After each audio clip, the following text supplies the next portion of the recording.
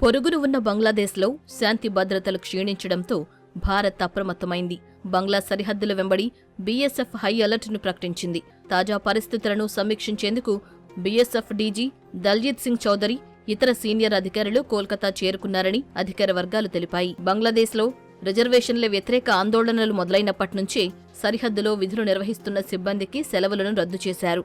బంగ్లాదేశ్తో భారత్ 4096 కిలోమీటర్ల మేర పశ్చిమ బంగాల్, త్రిపుర, అసోం, మేఘాలయ, మిజోరం రాష్ట్రాలు బంగ్లాదేశ్తో సరిహద్దును పంచుకుంటున్నాయి. జులై 19 నుంచి నిలిచిపోయిన మైత్రి ఎక్స్ప్రెస్ రైలు సర్వీసును రేపు కూడా రద్దు చేస్తున్నట్లు తూర్పు రైల్వే విభాగం తెలిపింది. విద్యార్థులపై మాజీ ప్రధాని షేక్ హసీనా ఎన్నో అఘాయిత్యాలకు పాల్పడ్డారని ఓ మహిళ ఆరోపించారు.